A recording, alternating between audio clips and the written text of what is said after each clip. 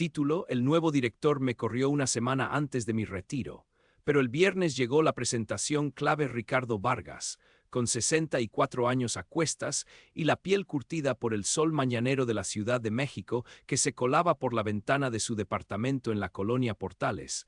Era un hombre de hábitos. Cada día desde hacía 38 años, su rutina era inquebrantable.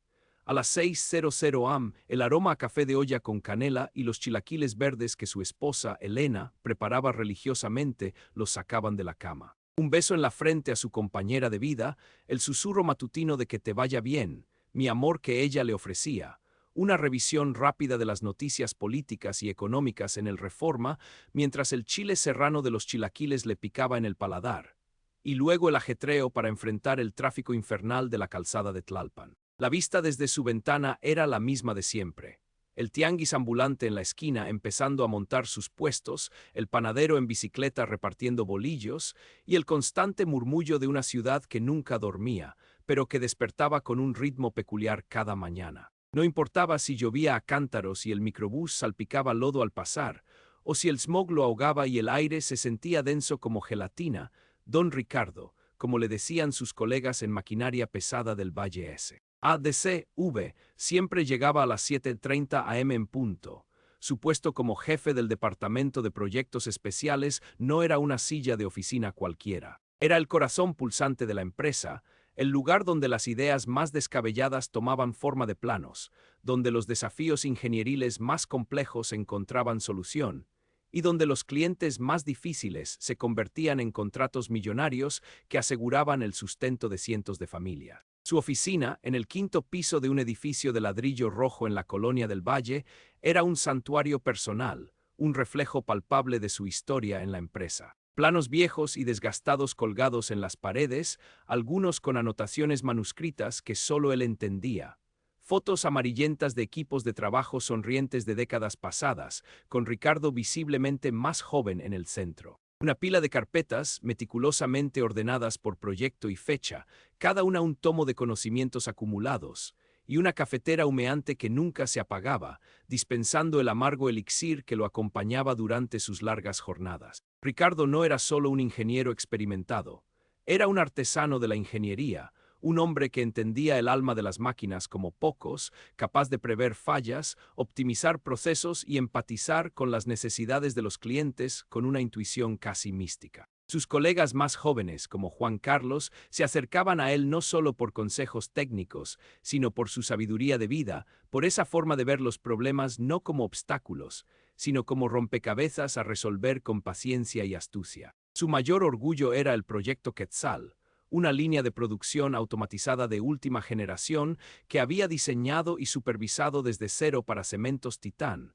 una cementera gigante que operaba en varios estados del país. Este proyecto había revolucionado su sector, reduciendo costos y tiempos de producción de manera drástica, y había puesto a Maquinaria Pesada del Valle en el mapa como líder tecnológico. Había pasado los últimos 6 meses, incluso las noches y algunos fines de semana, puliendo los detalles de la presentación para la renovación de ese contrato, una operación que representaba el 40% de los ingresos anuales de la empresa, vital para la supervivencia de la compañía en un mercado cada vez más competitivo. La fecha de la presentación, un viernes, estaba marcada en rojo, con círculos concéntricos y una nota mental, último esfuerzo antes de la gloria. Y lo más importante, su jubilación estaba programada para la semana siguiente, justo después de cerrar el Quetzal. Los planes para un viaje a Oaxaca con Elena, para recorrer los valles centrales, visitar Monte Albán al atardecer y probar mezcales artesanales en Matatlán, ya estaban listos, una promesa de paz y descanso después de casi 4 décadas de dedicación. La empresa había sido su segundo hogar, un refugio y una fuente de crecimiento. Había visto crecer a generaciones de ingenieros, había sorteado crisis económicas que hubieran derrumbado a compañías menos resilientes, y había celebrado cada victoria, cada contrato ganado, con sus compañeros en las tradicionales posadas navideñas o los brindis de fin de año. Era parte de la fibra de la compañía. Pero la paz en el paraíso de Maquinaria Pesada del Valle se rompió hace apenas 3 meses con la llegada del nuevo director general, el licenciado Armando Solís. Un hombre joven, apenas 35 años, con un rostro afilado, un traje de corte europeo que parecía recién salido de una revista y un MBA de alguna universidad extranjera de prestigio que recitaba a la menor provocación, como si fuera su única credencial. Solís llegó con aires de renovación forzada, con la promesa de optimizar procesos, reducir costos operativos y maximizar la rentabilidad en cada frase, utilizando un léxico corporativo que sonaba hueco en los pasillos de una empresa cimentada en el trabajo duro y la lealtad. Era de esos ejecutivos que hablaban de sinergias interdepartamentales y alineación de KPIs sin mirar a los ojos, con una frialdad calculada que a Ricardo le resultaba ajena y francamente ofensiva. Desde el primer día, Solís había mostrado una aversión particular hacia los empleados de más antigüedad, viéndolos como remanentes de una era obsoleta, lastres para la innovación, sin comprender el valor incalculable de su experiencia y su memoria institucional. La tensión en la oficina era palpable, densa como la neblina invernal. Los rumores de despidos masivos flotaban en el aire como un mal presagio. Ricardo, con su experiencia y su innata capacidad para resolver problemas, intentó asesorar a Solís en varias ocasiones, ofreciéndole su conocimiento del mercado, de los clientes históricos y de las intrincadas operaciones internas. Pero Solís siempre lo despachaba con una sonrisa gélida, un asentimiento condescendiente y un gracias por su perspectiva, don Ricardo. Pero mi visión es distinta y los tiempos exigen cambios drásticos. Las reuniones se volvieron monólogos del director, donde el pasado glorioso de la empresa era criticado y el futuro pintado con trazos de un optimismo artificial, basado en proyecciones irreales y recortes indiscriminados. El ambiente antes colaborativo se había vuelto competitivo, individualista, y la lealtad era vista como una debilidad. Era un martes, la mañana olía a lluvia inminente y a la promesa de un cielo gris, un presagio de lo que estaba por venir. Ricardo estaba ultimando los detalles de la presentación del proyecto Quetzal, revisando las últimas diapositivas en el viejo proyector de acetatos que aún conservaba como reliquia, verificando los cálculos de eficiencia energética con su libreta de apuntes manuscritos. La hoja de ruta para la demostración en vivo de un prototipo miniatura, una réplica exacta de la línea de producción, estaba sobre su mesa, con diagramas y tiempos precisos. Faltaban solo 3 días para el gran viernes, el día de la presentación final ante Corporación Azteca. De repente, la asistente de Solís, una joven con mirada asustadiza que siempre parecía al borde de una crisis nerviosa, se asomó por la puerta, su voz apenas un murmullo. Don Ricardo, el licenciado Solís lo espera en su oficina. Urgente, Ricardo sintió un escalofrío que le recorrió la espalda. En 38 años de servicio impecable, nunca había sido llamado a la oficina del director para algo que no fuera un ascenso, una felicitación o un reconocimiento. Se ajustó el nudo de la corbata, que de repente se sentía apretado, y caminó por el pasillo alfombrado, el eco de sus pasos resonando en el silencio opresivo del 5º piso. Cada cuadro en la pared, cada puerta conocida, se sentía extrañamente distante. Al entrar, Solís estaba sentado detrás de su inmaculado escritorio de caoba, con las manos entrelazadas sobre la superficie pulcra y una sonrisa que no le llegaba a los ojos, una expresión que Ricardo ya reconocía como una máscara de frialdad. Detrás de él, erguido como un ciprés, un abogado de traje gris con cara de pocos amigos y una carpeta de piel bajo el brazo.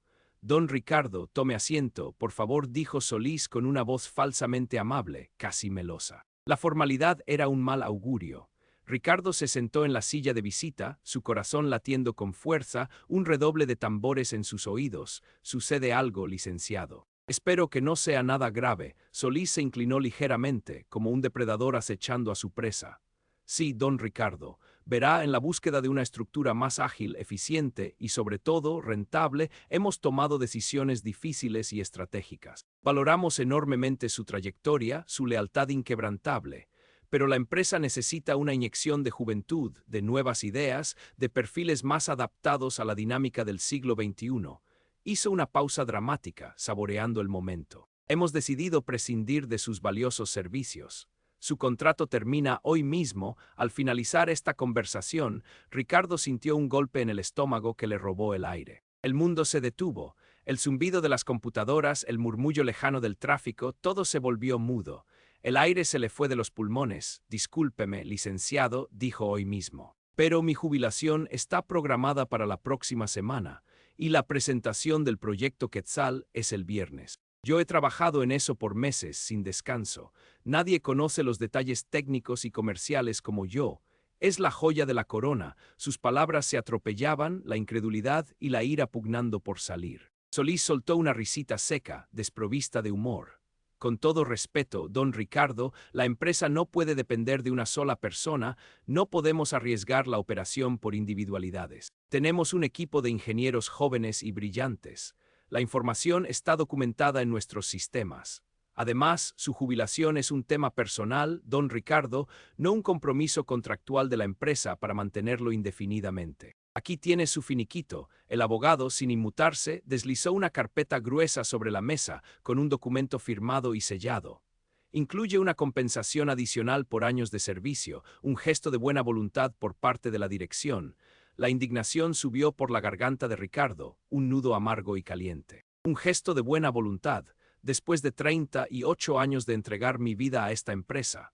Me despide a una semana de mi jubilación, el día que la empresa se juega un contrato multimillonario que yo mismo construí. Esto es una humillación, licenciado, una bajeza incalificable, una traición. Sus manos, que siempre habían sido firmes, temblaban ligeramente sobre sus rodillas. Solís se encogió de hombros, su expresión de falsa amabilidad endurecida en una máscara de autoridad implacable. Son decisiones de negocio, don Ricardo, estratégicas y necesarias. El abogado le explicará los términos legales de su salida. Espero que lo entienda. Necesitamos el espacio para reestructurar. En media hora, un mensajero le ayudará a recoger sus pertenencias personales de su oficina. Asegúrese de que no haya documentos de la empresa. Ricardo se levantó lentamente de la silla, su dignidad herida más profundamente que su economía. No discutió más. Sabía que era inútil, que las palabras se perderían en el vacío de la arrogancia de Solís. Entendido, licenciado, solo espero que no se arrepienta de esta decisión. Porque esta empresa no son solo números, es gente. Y experiencia. Su voz apenas era un susurro, pero la última frase tenía un peso que Solís, en su miopía, no supo o no quiso captar. Salió de la oficina, la cabeza en alto, el corazón roto en 1000 pedazos, pero con la mirada fija en el horizonte incierto. El pasillo, antes familiar, ahora le parecía un túnel oscuro. El impacto fue devastador, un terremoto personal. Elena lo recibió en casa con los ojos llenos de lágrimas, su rostro surcado por la preocupación. Mi Ricardo, ¿cómo es posible? Después de toda una vida entregada a ellos. Es una barbaridad. Sus hijos, Gabriela la mayor y Miguel el menor, ambos ya profesionistas y viviendo fuera, lo llamaron indignados y preocupados. La noticia corrió como pólvora entre sus excolegas y amigos en la empresa, quienes le expresaban su impotencia y tristeza por la injusticia. Los amigos del barrio, en la panadería o en el parque, le daban palmadas en la espalda, pero sus miradas reflejaban una mezcla de lástima y desconcierto, como si él, el inquebrantable Ricardo, se hubiera vuelto frágil de la noche a la mañana. De repente Ricardo, el pilar de su hogar y un referente en su campo, se sentía un paria, un despojo. La jubilación, antes un sueño dorado, una promesa de atardeceres tranquilos y paseos por la playa, ahora se sentía como una condena, una puerta que se cerraba no con un brindis, sino con un portazo humillante y el eco de una traición. Pasó los días siguientes en un limbo de amargura, releyendo el finiquito, sintiendo cómo la injusticia le carcomía el alma. Cada párrafo, cada cifra era una bofetada. La televisión parecía una burla con sus programas alegres, la comida no le sabía a nada. Incluso el café de olla de Elena, su consuelo habitual, perdía su sabor. Elena trataba de animarlo con su infinita paciencia, recordándole los años de esfuerzo, la dignidad de su trabajo, pero él solo pensaba en la presentación del viernes, en cómo su trabajo de meses, su legado, sería presentado por alguien que no tenía ni idea de la complejidad, la pasión y el sudor detrás del proyecto Quetzal. La impotencia lo asfixiaba. Mientras tanto, en maquinaria pesada del valle, el caos se apoderaba del departamento de proyectos especiales. La partida de Ricardo había dejado un vacío colosal, como si hubieran arrancado el motor principal de una máquina compleja. El equipo, ahora sin su guía, luchaba contra el reloj para armar la presentación del proyecto Quetzal. Juan Carlos, un ingeniero joven y brillante que Ricardo había pulido durante años, su pupilo más prometedor, intentaba armar las piezas, pero era como construir un rompecabezas con la mitad de las piezas perdidas. Faltaban detalles cruciales, matices técnicos y comerciales que solo Ricardo conocía, que residían en su mente y en sus cuadernos personales, no en los fríos archivos digitales. La secuencia de la demostración en vivo del prototipo miniatura, una parte vital para convencer al cliente, estaba incompleta sin la narrativa fluida y convincente que Ricardo le había dado. Los cálculos de la eficiencia energética no cuadraban, la tabla comparativa con la competencia era superficial, e incluso los datos históricos de rendimiento del equipo parecían confusos y contradictorios. El equipo de Solís, arrogante y autosuficiente, había minimizado la contribución de Ricardo, creyendo que todo estaba en los archivos y que cualquier ingeniero podría interpretar la información. Pero los archivos no contenían el alma del proyecto, la experiencia de décadas que Ricardo imprimía en cada explicación, en cada argumento de venta. El miércoles por la tarde, Solís estaba furioso, su rostro pálido y sus facciones tensas. La primera revisión interna de la presentación fue un desastre épico. El cliente, Corporación Azteca, era conocido por su exigencia y por su directora de operaciones, la ingeniera Sofía Ramírez, una mujer de negocios impecable, con una mente analítica aguda y sin paciencia para las mediocridades. Sofía había trabajado estrechamente con Ricardo en el pasado en varios proyectos y confiaba ciegamente en su palabra y en su capacidad técnica. Su relación profesional era sólida. «Esto es inaceptable», gritó Solís, golpeando la mesa de cristal con la palma de la mano, haciendo vibrar los vasos de agua. «Necesito que esa presentación sea perfecta. Mañana es la última oportunidad de revisión antes del viernes. ¿Dónde están los datos de respaldo actualizados? ¿Quién conoce los parámetros exactos de la simulación del prototipo? Esto parece un trabajo de estudiantes». Nadie en la sala se atrevía a decir el nombre de Ricardo. El miedo a Solís era palpable, pero también la frustración de saber que la solución a sus problemas había sido expulsada de la empresa. La noche del jueves, Juan Carlos, abrumado, agotado y desesperado por la situación que se venía encima, decidió tomar cartas en el asunto, asumiendo un riesgo considerable para su propia carrera. Había sido testigo directo de la injusticia hacia Ricardo y sentía una lealtad profunda hacia su mentor. En secreto, usando su teléfono personal para evitar rastros en la red interna de la empresa, le envió un mensaje por correo electrónico a un viejo Hotmail que Ricardo usaba para cosas personales, un correo que había recordado de casualidad. El asunto decía: urgente proyecto Quetzal. El cuerpo del mensaje, breve y conciso, reflejaba su angustia. «Don Ricardo, le ruego que me perdone el atrevimiento y la intrusión. La situación con la presentación del Quetzal es un desastre sin usted. Solís está desesperado y lo que tenemos no pasará el filtro. Laín. Ramírez no aceptará menos que la excelencia y está muy molesta por la falta de rigor.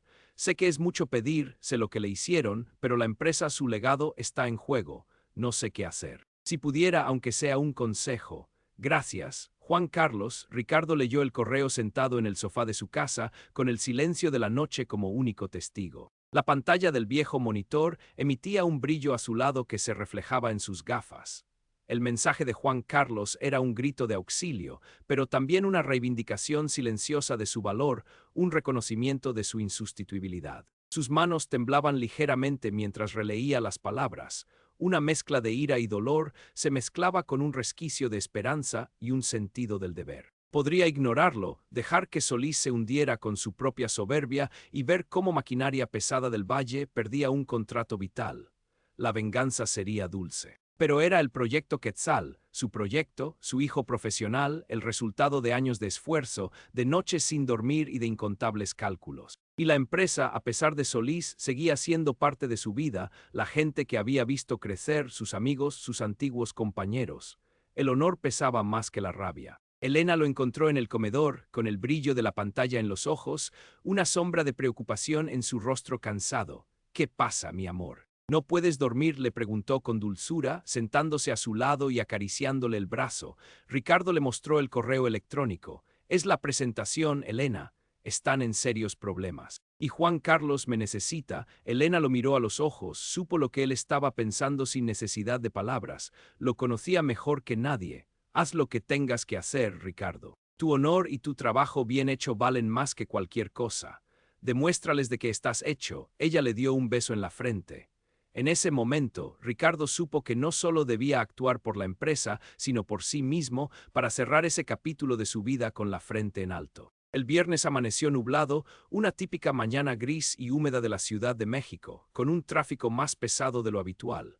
En maquinaria pesada del valle, el ambiente era de pánico mal disimulado. El equipo de Solís había trabajado toda la noche, con café y donas de la tienda de la esquina como único combustible, pero la presentación seguía cojeando, llena de vacíos y contradicciones. Las diapositivas se veían frías, sin alma, los datos eran confusos, la magia de Ricardo, su capacidad para contar una historia convincente con números y gráficos, no estaba allí. El licenciado Solís, con ojeras pronunciadas y el rostro pálido, casi verdoso por la tensión, intentaba aparentar calma mientras la ingeniera Sofía Ramírez de Corporación Azteca llegaba puntual a las 9:00 am en punto, acompañada de su equipo de asesores, todos con expresiones serias y profesionales. La sala de juntas principal, con su imponente mesa ovalada de mármol de Carrara y las sillas de cuero rechinantes, era el escenario de la verdad. Solís comenzó la presentación, su voz tensa, leyendo las diapositivas con una rigidez robótica,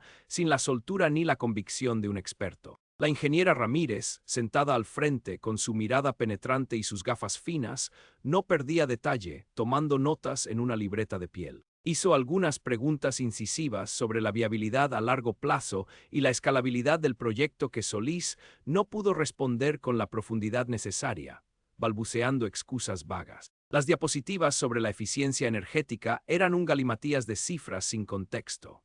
El momento de la demostración del prototipo miniatura llegó y un ingeniero joven, nervioso, tartamudeó mientras intentaba explicar la secuencia de operación, tropezando con los términos técnicos. La ingeniera Ramírez frunció el ceño, una señal inequívoca de su creciente impaciencia. Licenciado Solís, interrumpió la ingeniera Ramírez con voz clara y firme, un timbre que cortaba el aire como un bisturí. Con todo respeto, esta presentación es insuficiente. Conozco el proyecto Quetzal, el concepto y la propuesta inicial.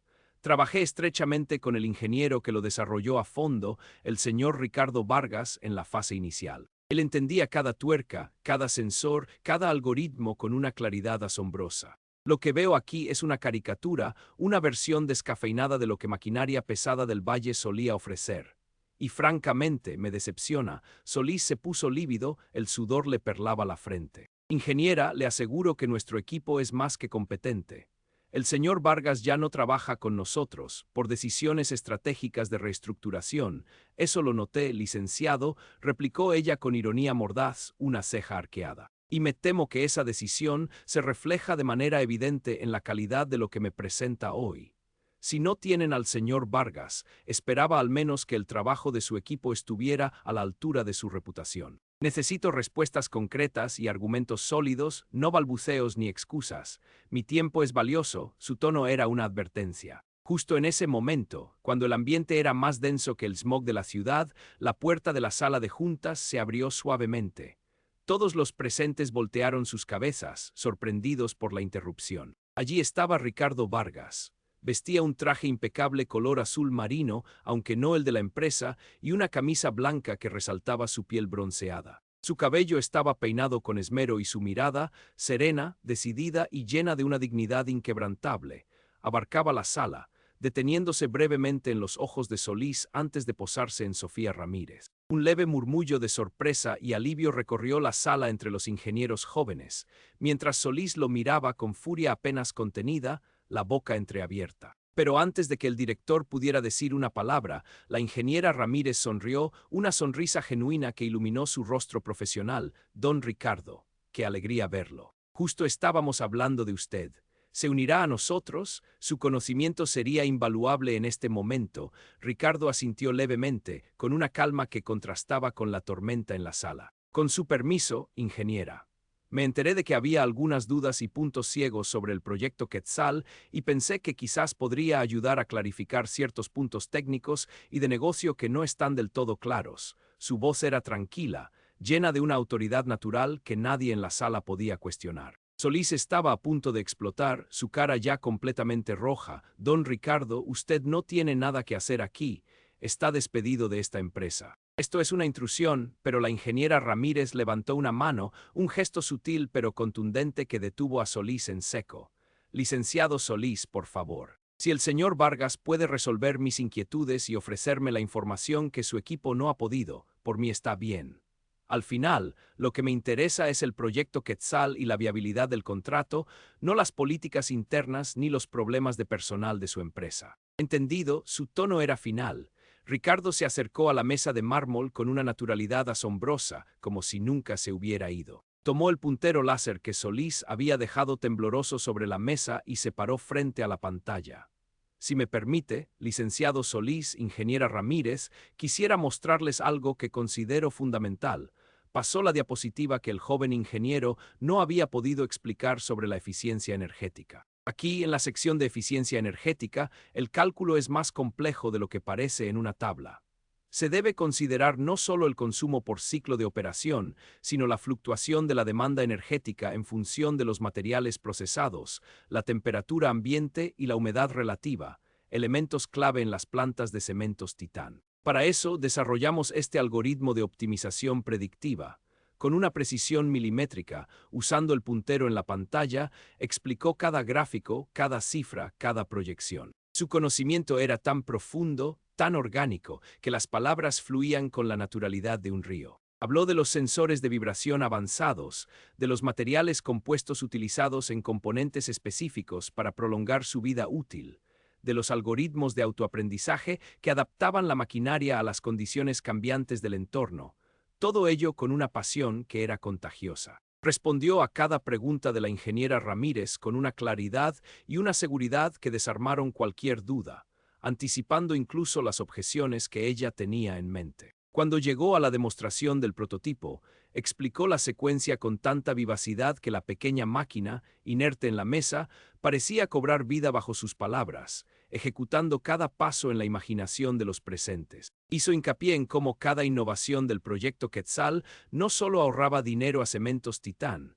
sino que también minimizaba el impacto ambiental, un punto clave para la política de responsabilidad social de Corporación Azteca. Los ingenieros de Solís, sentados en silencio, lo miraban con una mezcla de admiración y un abismo de culpa. La sala de juntas estaba en un silencio sepulcral, hipnotizada por la maestría de Ricardo. Solís, con el rostro descompuesto, veía cómo su poder, su autoridad, su reputación se desvanecían en el aire, pieza por pieza. Sus propios ingenieros lo miraban con una mezcla de vergüenza y lástima. Cuando Ricardo terminó, con un gesto final en la pantalla y una leve reverencia, la ingeniera Ramírez aplaudió suavemente, un sonido delicado pero resonante en el silencio. Magnífico, don Ricardo, esa es la calidad, el detalle y el nivel de compromiso que esperaba de maquinaria pesada del Valle. Ahora sí, esto es lo que necesito. Su explicación, su detalle, su visión de futuro, esto sí me da la confianza absoluta para renovar el contrato y avanzar con la expansión. Lo felicito de corazón. Se volvió hacia Solís, su voz ahora severa y sin el más mínimo rastro de amabilidad. Licenciado, me complace anunciar que Corporación Azteca está lista para firmar la renovación del contrato del proyecto Quetzal con una condición irrenunciable. Que el señor Vargas supervise personalmente la implementación de esta fase y sea nuestro punto de contacto principal. Su conocimiento es, evidentemente, insustituible. Queremos a Ricardo Vargas en nuestro equipo o no hay trato. Solís no sabía dónde meterse. La humillación era pública y absoluta, un puñetazo directo a su soberbia. Su política de optimización había puesto en riesgo el contrato más importante de la empresa y la había salvado el hombre al que acababa de despedir de la manera más cruel y humillante. Ingeniera don Ricardo ya no forma parte de la plantilla, ya sabe. Reestructuración, balbuceó, intentando recuperar algo de compostura. La ingeniera Ramírez lo interrumpió con frialdad glacial. Entonces, licenciado, sugiero que encuentre la manera, y rápido, de que vuelva a formar parte. De lo contrario, lamentablemente, tendremos que buscar otra opción. Maquinaria Pesada del Valle tiene una reputación que mantener, y no arriesgaré un proyecto de esta magnitud por una deficiente gestión de talento y una evidente falta de previsión. Mi equipo y yo regresaremos en una hora para la firma del contrato. Espero que para entonces tenga una solución viable y al señor Vargas de vuelta en su nómina. Con permiso, se puso de pie, su equipo la siguió, dejando a Solís solo en la sala, con la cara desfigurada por la ira y la vergüenza. La sala se vació, dejando a Solís y a Ricardo solos en el gran espacio de mármol. El rostro de Solís era una máscara de derrota, sus ojos brillaban con una mezcla de rabia impotente y desesperación. Don Ricardo, no sé qué decir, cometí un error. Un grave error, lo necesito de vuelta, por favor, la empresa lo necesita. Su voz, antes autoritaria, ahora sonaba quebrada, suplicante. Ricardo lo miró, su expresión impasible, sin rastro de triunfalismo. Lo sé, licenciado, pero la confianza es algo que se gana con el tiempo, con acciones y lealtad, y se pierde en un instante con una sola mala decisión. ¿Qué quiere, don Ricardo? Un aumento estratosférico, un puesto de director con plenos poderes. Lo que sea, se lo daré. Lo que pida, Solís suplicaba con frenesí, su arrogancia pulverizada, su futuro pendiendo de un hilo. Ricardo sonrió, una sonrisa triste pero firme, que no llegaba a ser una burla, sino una declaración de principios. No quiero un puesto, licenciado. Quiero mi jubilación, la que me gané con 38 años de lealtad y trabajo honesto.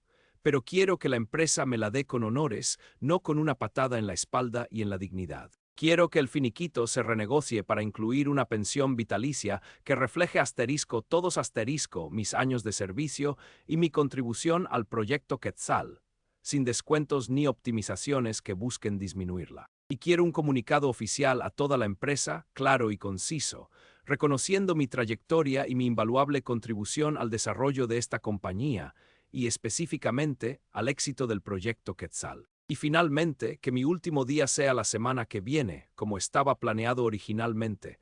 Solís asintió frenéticamente, una marioneta en manos del destino. Hecho. Todo lo que pida, don Ricardo. Por favor, ayúdenos a cerrar este contrato. Hoy mismo, por supuesto, dijo Ricardo, con una voz que transmitía una calma inmensa. Mi honor y el futuro de mi gente están por encima de su orgullo y su ambición, licenciado.